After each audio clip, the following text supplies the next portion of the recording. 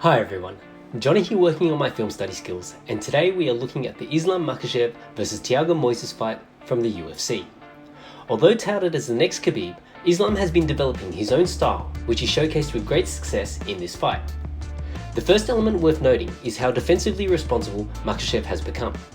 There are 3 layers to his defense, and he demonstrated great discipline in maintaining these throughout this fight. The first layer is distance and position, with Makhachev maintaining good cage control and utilising his lead hand as a probe, creating a buffer to make smarter defensive or offensive decisions. In this sequence, when the lead hand probe is not met by Moises, Makhachev is on high alert, and the buffer created allows him to disengage, nullifying Thiago's initiation. I also covered the lead hand fight from open stances in my Cyril Gane vs Alexander Volkov film study, so check out that study for extra details on the hand fight. Islam uses his lead hand to gauge distance, establish tempo, and generate reactions. In addition to this, it also forms the second layer of his defense should his distance control not be sufficient. Defensively, the lead hand can be a frame to control distance, however, as with all techniques, may be countered if utilized too often.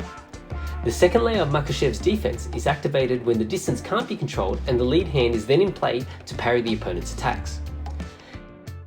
In this next sequence, Moises breaches the distance by throwing a rear round kick on tempo. Having bypassed the first 2 layers of Makhachev's defense, the kick is blocked by Makhachev's defensive structure. The subsequent attacks are parried by Makhachev's lead hand or second layer of defense, and he resets the exchange with movement, reinstating his first defensive layer of distance and positioning. The third layer of defense in the physical sense is structure, utilizing blocks or checks to mitigate damage.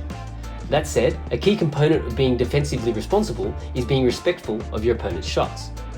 In this sequence, the damage from Moises' offense was mitigated, and to maintain this disciplined mindset shows patience and maturity in Makhachev's style. In the clinch positions, Makhachev inhibits his opponent's ability to score through great positioning and a deep understanding of cage wrestling concepts. Check out my Shuya Kamakubo vs Mitchell Chamali film study for further insights on the cage wrestling topic. A technically strong defense is frustrating to come across, as when someone is making less mistakes and scoring the rounds, the pressure comes on the opponent to attempt riskier offense to turn the tide. Makhachev complements his responsible defense with offense built off the lead hand. I always try not to focus on too many elements in my film studies, so here are a few examples. If you haven't already seen this fight, make sure you check it out, as there are so many other great study topics that I didn't cover in this film study. Makhachev displayed a great ability to establish tempo with the use of his lead hand. Firing off tempo once rhythm is established is a great way to initiate attacks. Another option is to draw a defensive reaction out of your opponent, and Makhachev does a great job of getting his opponent to react and to capitalize on it. If he misses an opportunity, he will try and draw the same reaction again to capitalize on it.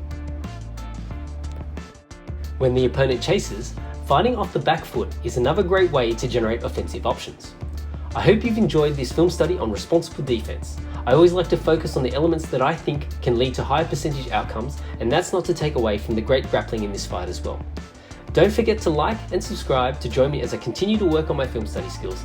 Thanks for watching.